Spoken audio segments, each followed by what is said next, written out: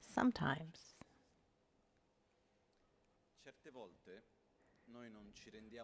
Sometimes we don't realize how much we miss something until we meet that thing again, come into contact with that thing again. We have this particular characteristic, for good or bad, to get used to things.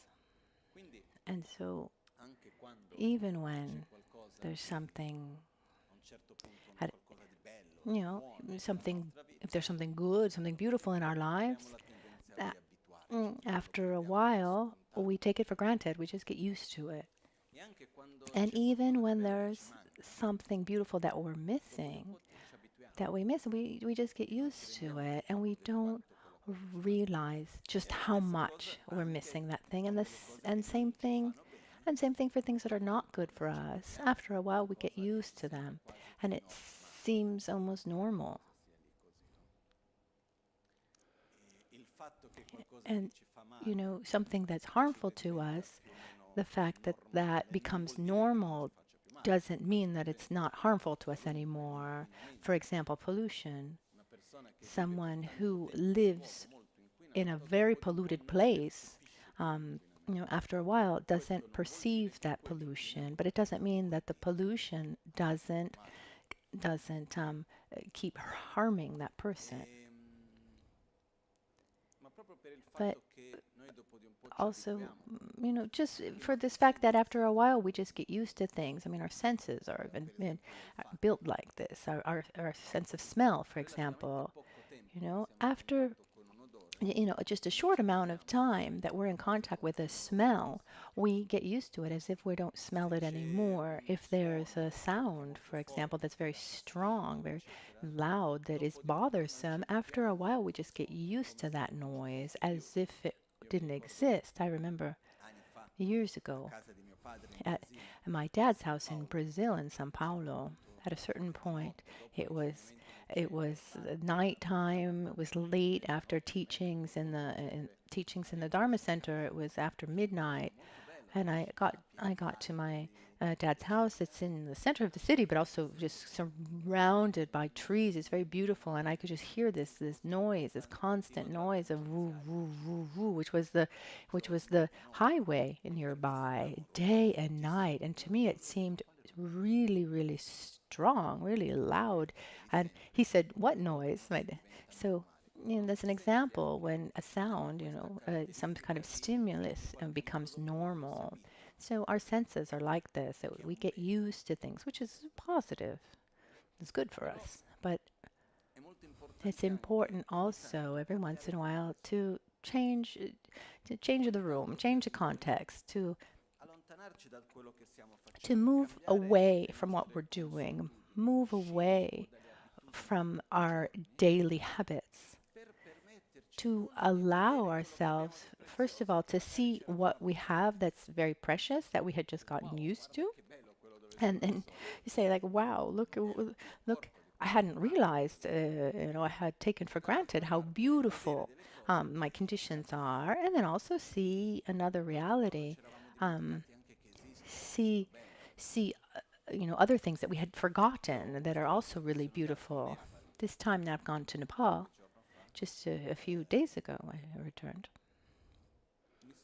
I realized just getting there, the first thought I had was, I I I didn't realize how much Asia was missing. How much I missed Asia. I mean, I lived 12 years in India and traveled extensively throughout Asia. And when I got there, I realized I really missed this. And I was reflecting about this. What is this special characteristic, that we can learn from? And I remember when I first got to Italy in 2005, or those 2005, 2006, I think it was 2004, but I realized that I had changed my relationship with time. I had started to I started to have this feeling that I had this kind of dialogue, this way of speaking. I had this way of saying, like, I don't have time. There's no time. No, there's no time. I don't have time. I can't. I don't have time. And I realized that behind all this, I mean, having time if you had available time meant that you weren't special, that it, you weren't high ranking. It may having, you know, it was better to not have time, is what I had felt. And I observed that I was starting to run without without really getting anywhere. And I, you know, I think since I've always led a very meaningful life, but I, my focus was not on what I was doing, but the way I was doing it. Just this idea of having to run and run. And India or Nepal, you know, when you go there, you have this feeling that everyone's still, everyone's relaxed. And I remember I was talking to a friend, and I saw him also this time, Sunin, and he works with the fabrics and with the seamstresses in Nepal. And he'd say, when there's a job to do, when we need to do it quickly, you know, I mean, you can say what you want. When you can say what you want to those who work there, if it's their day off or their holiday, you know, and they would really appreciate extra money, but when it's their holiday, they they doesn't matter. Doesn't matter how much money, extra money you would give them. And they're a holy day is a holy day. So it doesn't matter if there's extra work to do. I mean that, you know, on a holy day in the morning one goes to the temple and spends the day with the family. I mean, you could say I'm going to pay you 5 times more. No, nobody's going to do it. And there's an aspect. There's just this level of relaxation where time is relative. You know, they say, when you say tomorrow, it doesn't necessarily mean the next day. It could be, some tomorrow, a tomorrow of some day. But you know, we so there's this, you know, we relate to time maybe in a very objective way, where we want things to be precise. If it's like this, it needs to be like this in this way. And often this gives us a sense of insecurity. But he who lives in that kind of reality is much more relaxed. So there's one side that I saw. So what is it that I was missing in Asia? And his one aspect was this aspect of relaxation, where what, there's no reason to get upset. A classic example for me, and I saw it this time, and I've seen it many, many times in the past, like the traffic in Asia, for example. It's not. It's. I mean, I can't say in all of Asia, but in India and Nepal, it's not organized traffic. I remember in 1989, the first time when we we went from India to Nepal in the bus. I was in front, and I was just having fun. I mean, it really felt like I was on a roller coaster, and you could see. I don't understand. I mean, now there is, but at the time there wasn't this law of driving on the right or on the left, and so you have two cars that are going to they're going in opposing directions, and at the last minute they each choose which side of the road to drive on, and sometimes they would touch a little kiss, and then they would and they would greet each other, and then wave and go on. And I saw that many times, and sometimes when there's a lot of traffic, there's a small accident.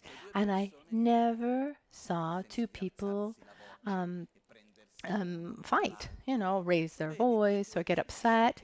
No, you see the two people, they look at the accident, you know, they smile. It's almost as if they're standing there waiting for things to go back to the way they were. Okay, yeah, we'll see. And then you see the people around.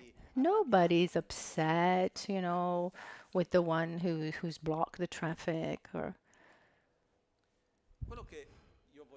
so what I mean to say is that there's an aspect, almost two extremes. As human beings, we have this tendency of going towards extremes. And the ideal thing would be to stay in the middle ground. So the extremes of we'd like to have an extreme control over what happens, the reality surrounding us. We want to have control over, we want everything to go the way we think it should go. The food should be like this, the temperature should be like this, that, and the other. We have this necessity, an excessive need to control things around us as if the way they should be. And when they are not the way we want them to be, because also, I mean, we don't say like we don't say I want it to be like this. We say it should be like this. It must be like this. It's kind of assumption that it has to be like that. And when it doesn't go that way, normally what do we do? Do we relax and say, oh yeah, okay, well, that's the way it is? No, we get upset and we look for the guilty one, and we look for the one to blame, and we point our finger, and we fight here, and who's to blame, etc., etc. And when things don't go the way we think they should go, that thing takes up an enormous amount of space inside ourselves, inside of us. It's like this. What happens on the other extreme is it doesn't take up any space at all, almost a non-existent amount of space. Like, oh, well, if it goes, it goes, it goes. It doesn't go, it doesn't go, and one doesn't control at all. And I think one that leads to another extreme. You know, we say, okay, it doesn't work. It hasn't worked for 30 years. And then we just leave this status quo. Um, but but we're a little bit like a pendulum. We go from one extreme to another, to gradually we try to find this balance. So what can we learn? What I said before. I mean, I really felt that I had missed Asia. In Portuguese, we call it saudade. There's a little bit of nostalgia mixed with this missing. There's no good translation. It's when you see something that is important, something that's really that is good for you, that you find pleasure in. There's also this fact of, how can I say, give more importance on a deeper level, not just conceptually. We give more importance to the experience of what one is living, the meaning of what one is living, instead of this practical, objective, superficial way of experiencing things.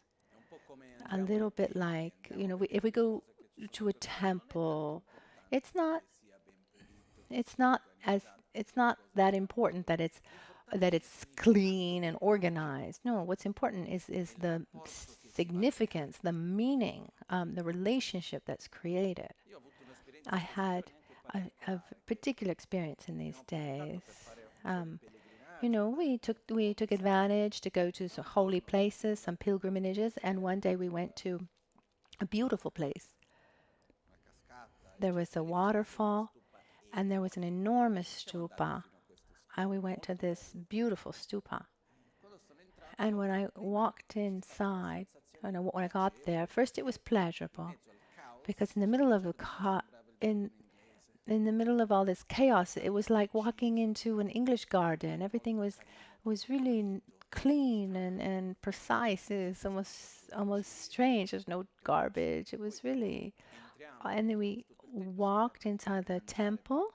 I mean, you could even eat on the floor. It was so well organized and precise. But going there, I had this feeling that it was a little sterile. It was almost, I mean, everything was so organized, well organized. And in that context where we were, it was almost as if it didn't allow the people to be spontaneous. And somehow there was something missing. Energetically, the feeling that I had was that I had walked into a nice museum. Instead, there are places where you go, they're very small and absolutely disorganized, and you see offerings here, often there, holy, objects. So just put one way or another, but put with so much love, you feel something. But the main point for me is that, I mean, where do we put, where's our priority? Where do we put our energy?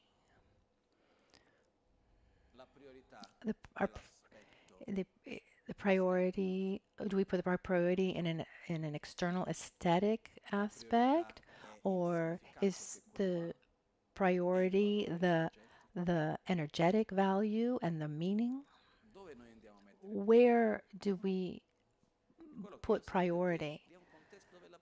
And he, what I saw was, we were these places, had were giving much more emphasis to the energetic aspects, value, to the meaning, and less the superficial organizational aspects of it. And I think we can learn a lot from this. Another very important aspect is that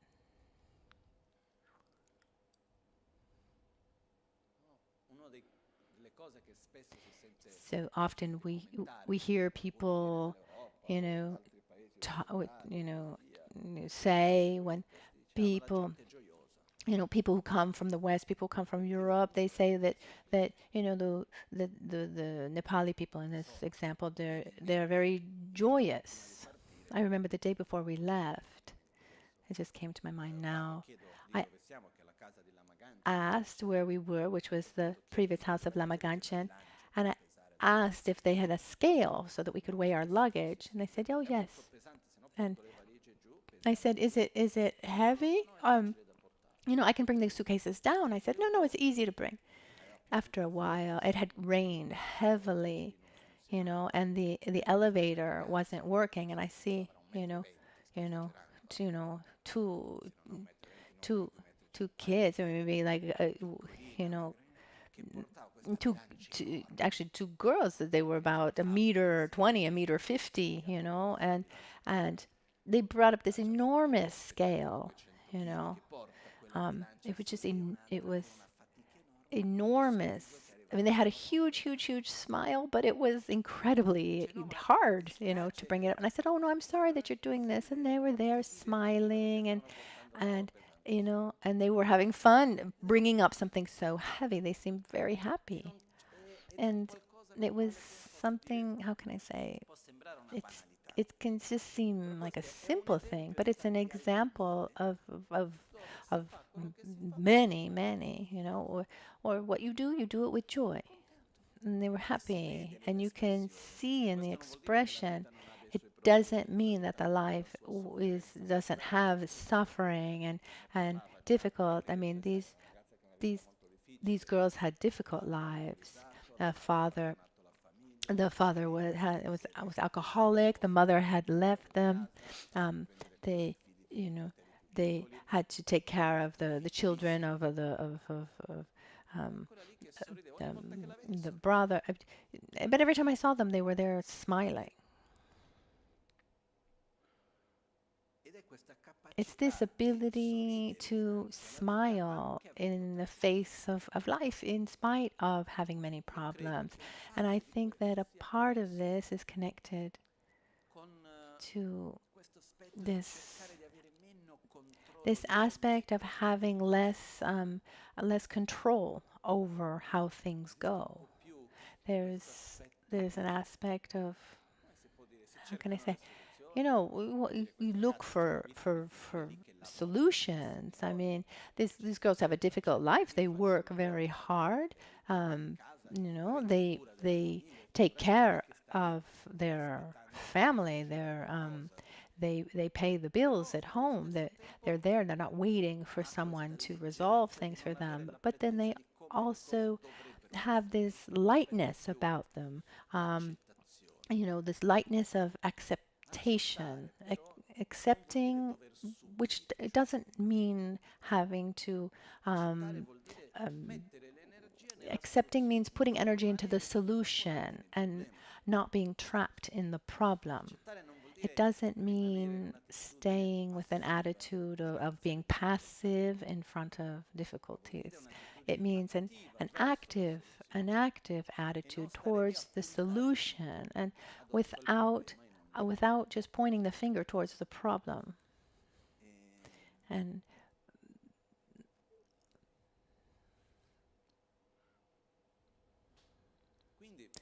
so for us, I mean, what is it that we can learn from this?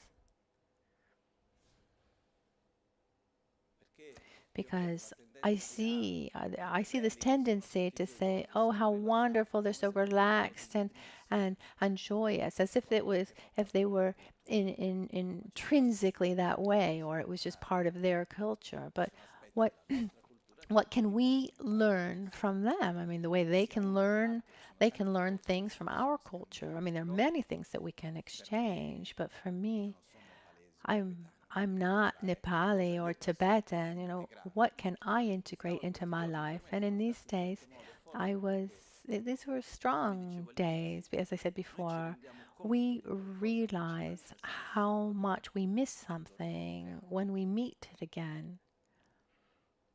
And after a while, some things become normal. They seem normal. And one point is where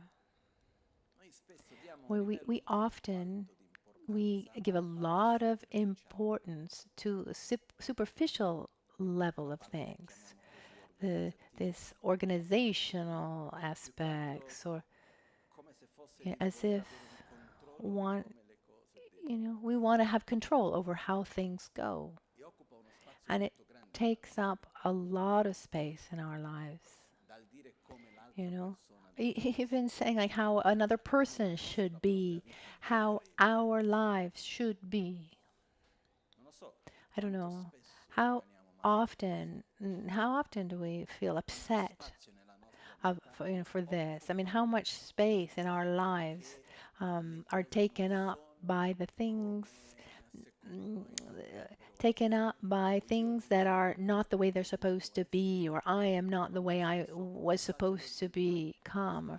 I mean, this idealized image of our person, or an idealized image of another person, or of a situation in society. How much, you know, this idealized image that doesn't correspond to our experience. And I mean, I think this takes up a really big space in our lives.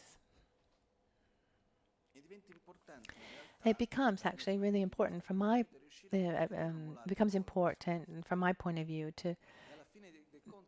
is to to let go and give value to what's more important, which is about sharing uh, and living life joyously, being able to give, being able to receive, to do what gives joy, like our spiritual practice.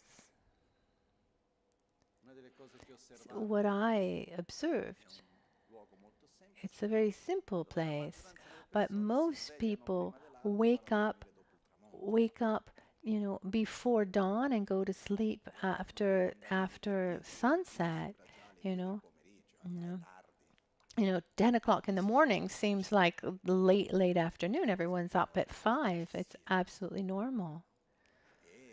And at 4 in the morning, that's the stupa of Bota is full of people doing circumambulations. In the morning you go to pray, you do your circumambulations, and then you start your day. You go to work, etc. It's absolutely normal.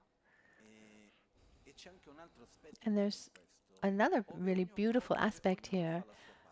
Everyone does his part, without judging the others.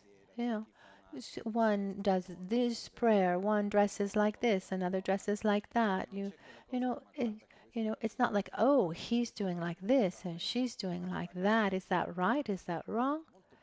I mean, it's just much more relaxed. Another, so we have, as again, let me say, we have this attachment of how we're supposed to be, and this what judgment others have on us.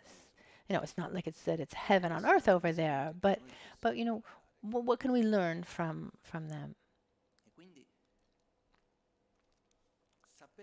So knowing how to dedicate some of our time, our lives to what is more important. Put energy into joyous things, into our friendships, to our family, our spiritual practice. Doing what is good for us without that burden of performance.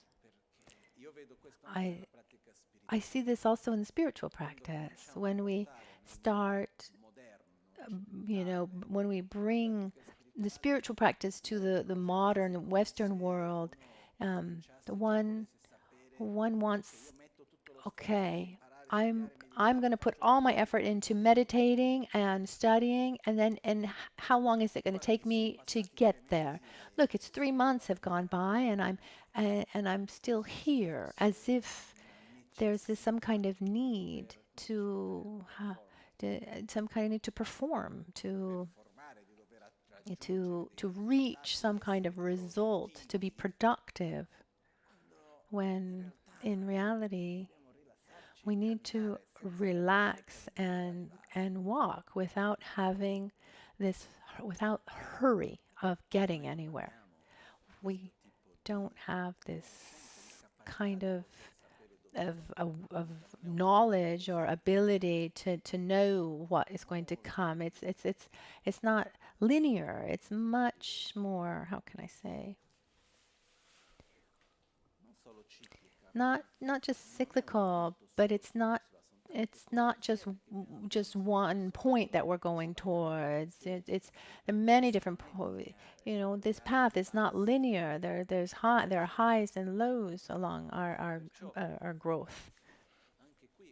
Even here, just following one's own path, keeping one's own direction without this attachment to the result, without having without saying, oh, I need to get here, I shouldn't do this. I mean, we need to relax. I think that a good amount of the tension that we live comes from this enormous attachment that we have to this idealized image of how things should be, which has to do also with this idea of having to perform, or having to be productive, or needing to be in one way or another, and it just occupies so much space and creates an enormous amount of tension in our lives. So,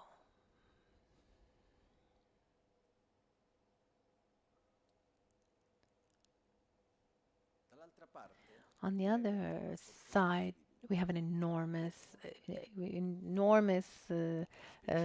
we're enormously lucky, especially in the context of Buddhism. You know, what good luck is that we're not born Buddhist. You know, you know, I mean, no one is born Buddhist, not, but within this culture of Buddhism or context of social cultural context of Buddhism, the fact that we were not born Buddhist, this takes us to having to ask or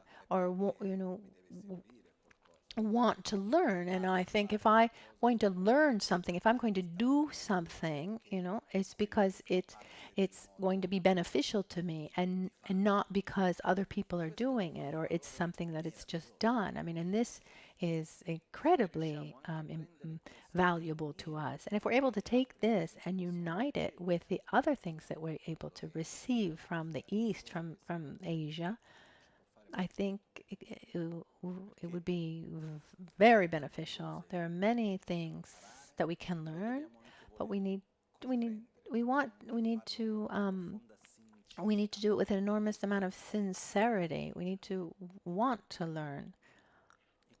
And so at the end of the day, one of the most important points for me is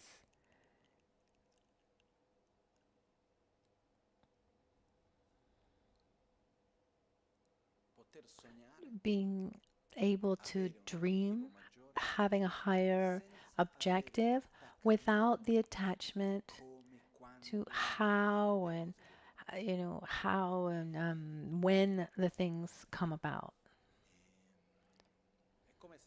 Almost, sometimes it gives me this feeling. I've heard this a couple times too. In this modern world, you know, it seems like we've taken away this ability to dream. And we want this present moment to become heaven immediately. We want everything to be perfect here and now. And this idea of dreaming of something in the future is something silly. It's an illusion. I don't know if it's clear what I'm trying to say. Mm, yes, more or less. Yes, no. But the point is that we live within an illusion. And I mean, there are many different levels of illusion, but I'm talking about this illusion that it's possible to satisfy something that is infinite, which is our own desire.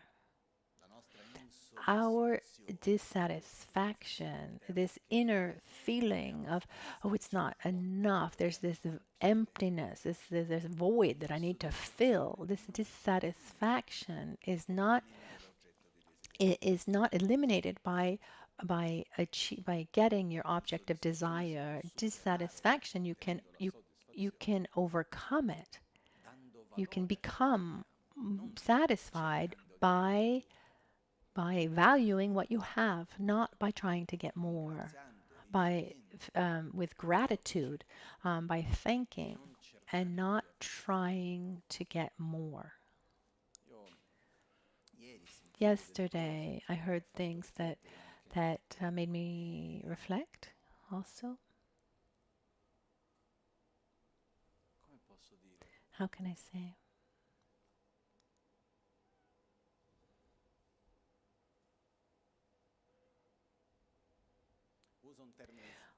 I'm going to use a strange expression, a strange comparison. It's almost as if we it's almost as if we're really good at being the opposition party, but not being the government itself. I don't need to rule. It's that once you don't have to rule, to govern, then it's easy just to to point your finger and blame and not try um, to find compromises. Another thing is having to govern. I mean, they're two very separate things. So somehow there's th- even in our spiritual Buddhist life, not just Buddhist, but on a grander scale, our spiritual life, there's this thing, you know, we have this habit of pointing the finger, and society's not going well, and because it's about education or the healthcare system or the people and society and here and there, and it seems every once in a while it's like someone being stuck in traffic, complaining that there's traffic, which is absolutely ridiculous to be in traffic and complain about the traffic, because if you're in traffic, you are part of the traffic. I mean, am I part of the creation of that traffic jam? I am part of it, like everyone else around me. Instead, each one is there complaining about it as if they were not responsible. So we have this tendency of complaining, of pointing our finger, saying, oh, the system's not working, society is not going well, the world is horrible, as if we had nothing to do with it.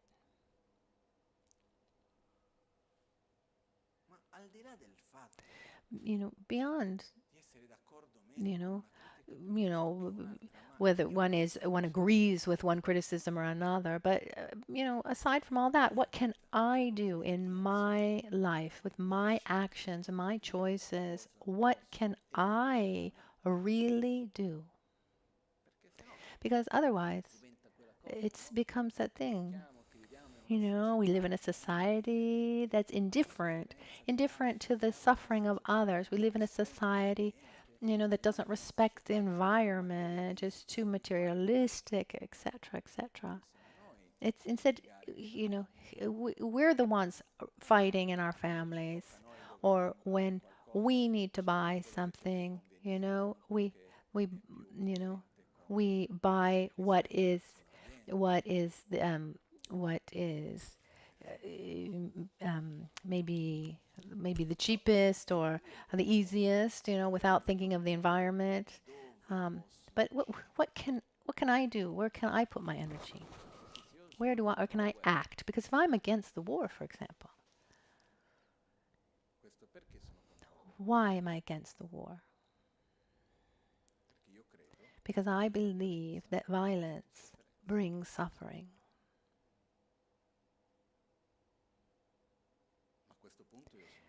But so at this point, I'm against violence. I'm against violence. I need to I need to start by not acting with violence in my own life, with my relationships with others, how I relate to nature, to other beings. And if I'm against war and I'm for peace, peace needs to be built, is based on harmony. Harmony requires it's not sacrifices, but compromises. In a relationship between two people, and no matter who these two people are, mother and child, or husband and wife, or friends or co-workers, for there to be harmony between them, short and long term, and they need compromises, right? One needs to walk towards the other. They need to walk towards each other.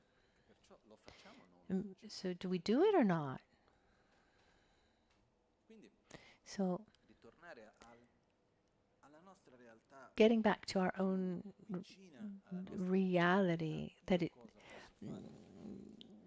close to us, what can I do? And the fundamental point is putting energy into beautiful things, into good things.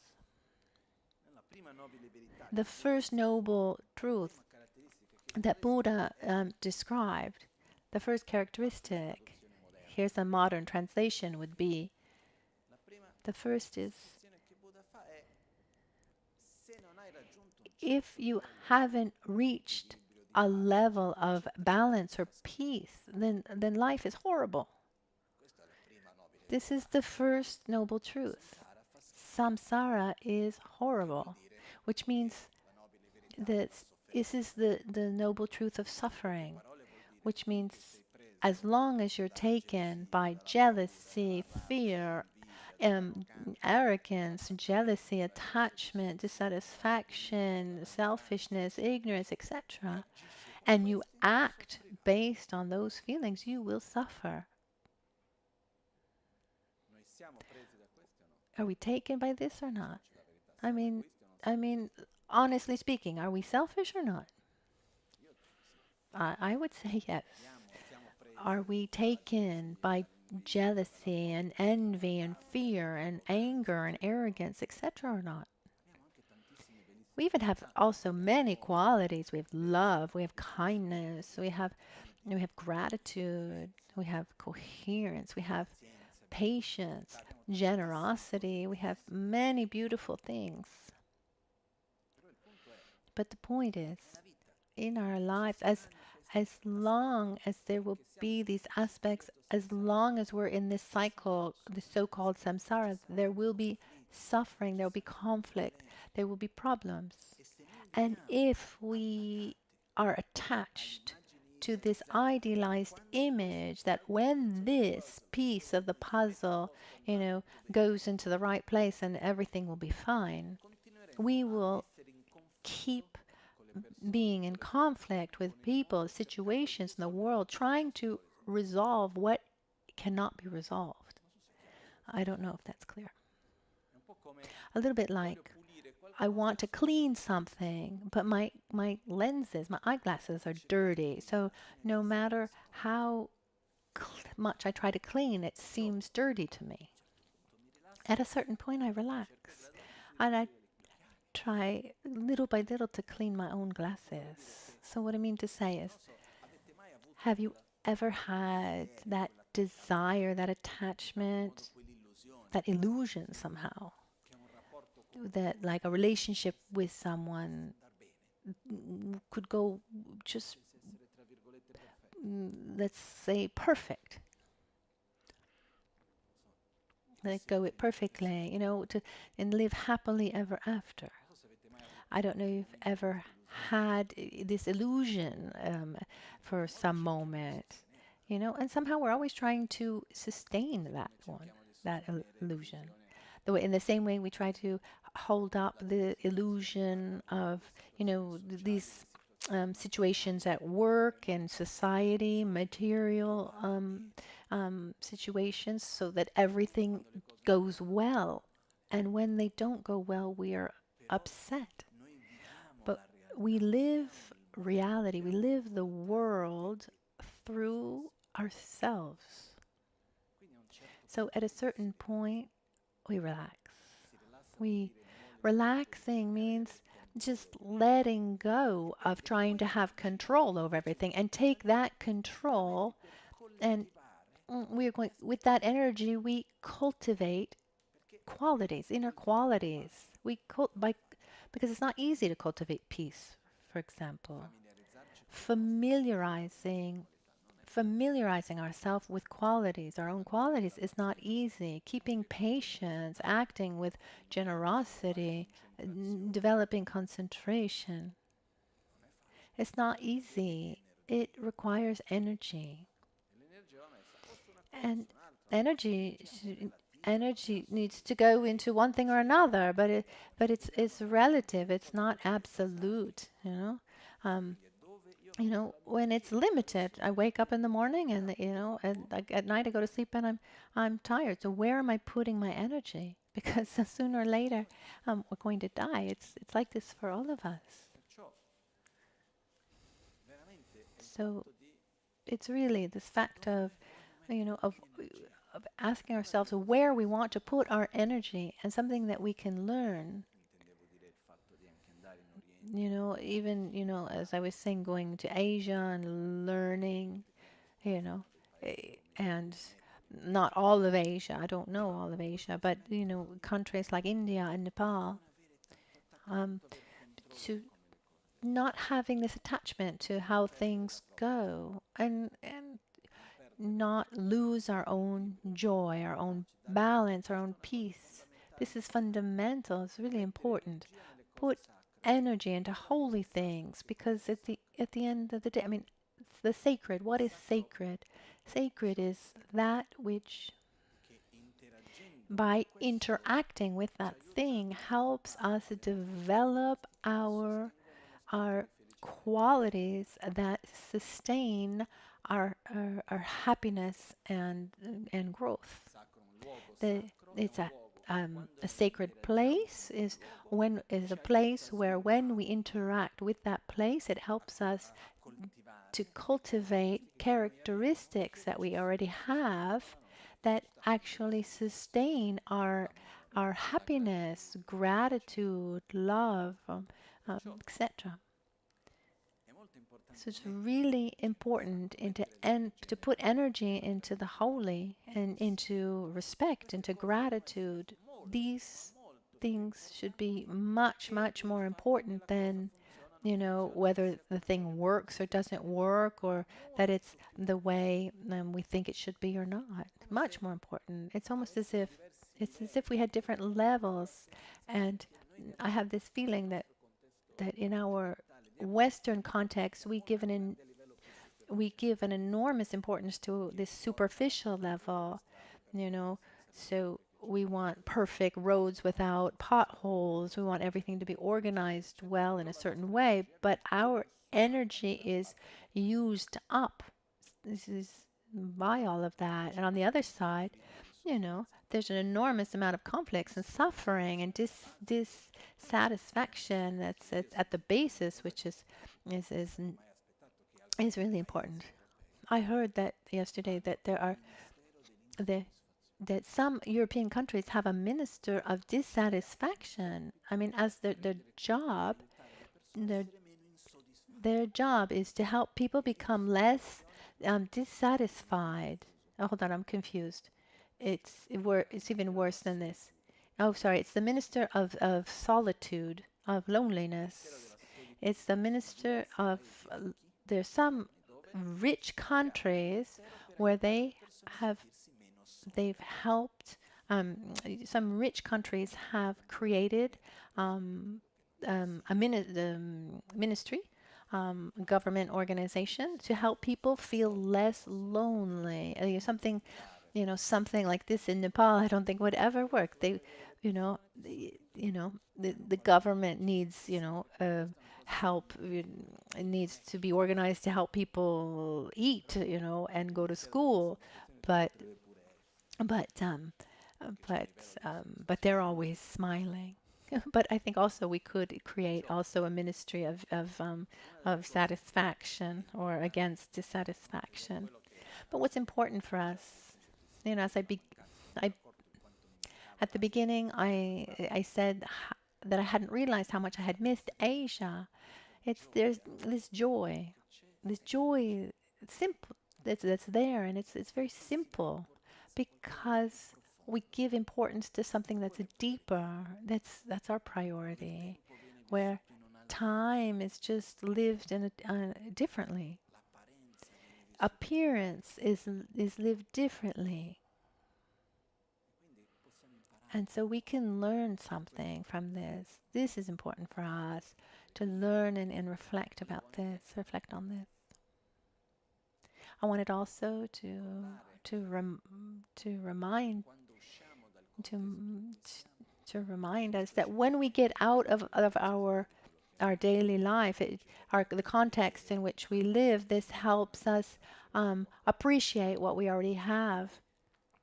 And Lama Ganchen always had us do, and I hope that I hope we'll be able to travel again, go to other places, interact with other realities, be together. This is really, really positive. It's really beneficial. And I hope that we'll be able to go together to Nepal, to India, to Borobudur, to be able to travel and be together in these marvelous places.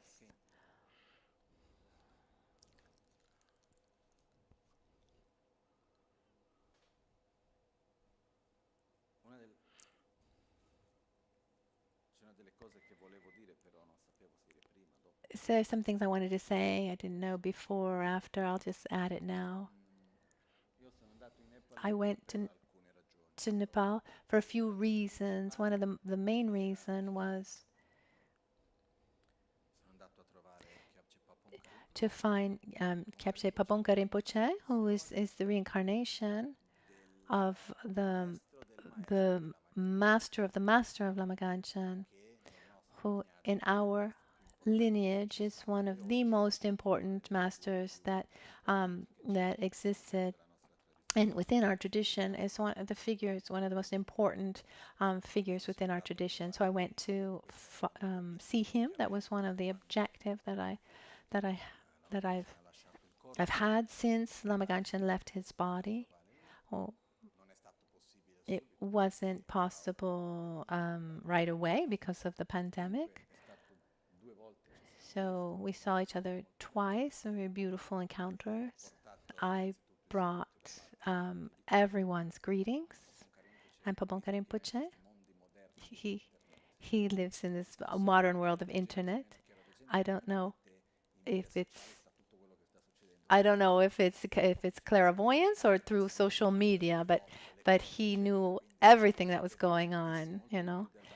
I mean, he knew more about Albagnano than we could have thought. I brought everyone's greetings and also the the request for him to come here, and I hope that will happen. We don't know, you know, how, when, or um, um, when that will happen. It would be very important because another thing that they give enormous value to in Asia, and here I'm not sure how much, is really believe that by meeting someone, so when we meet someone,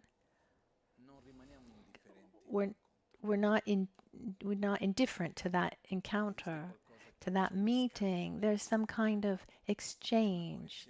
There's a connection that's created, and no one exists independently of others or independently of the meetings we have with others, encounters with others.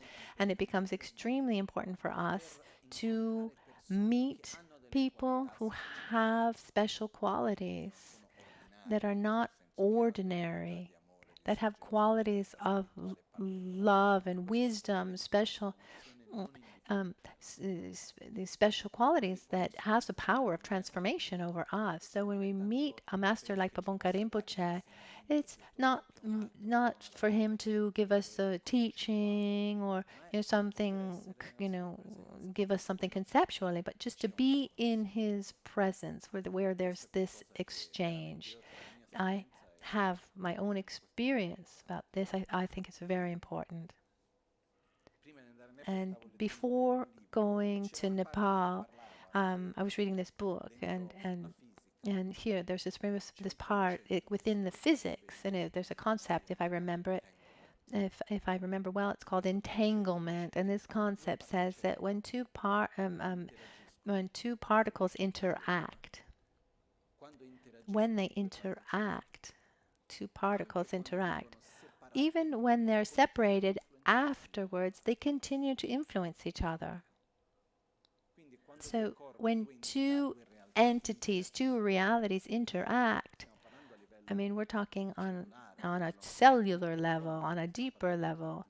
We're talking about like photons and light particles that are very, very small. When they interact, once they are, you know, even after they're together and they separate, then they continue to influence each other. And so this made me think that when I go somewhere and I interact with that place, I create a connection with that place. I continue to take something from that place. We are connected.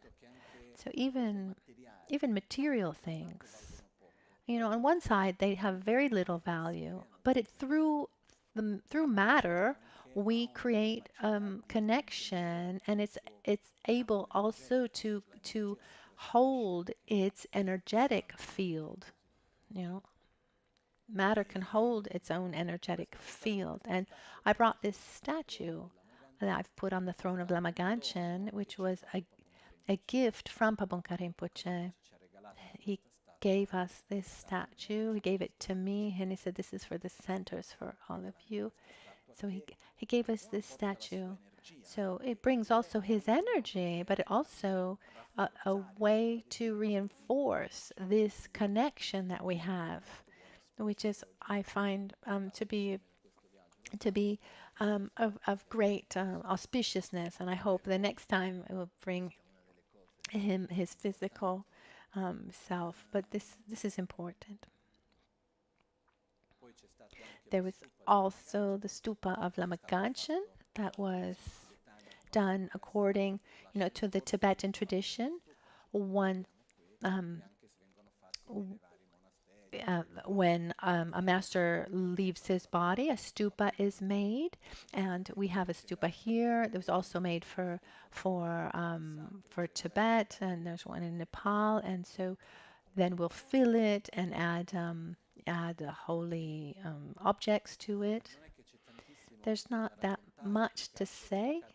I tried to share more my inner experience, the things that I felt were most important. They're beautiful places. I invite you all to go and to know these places.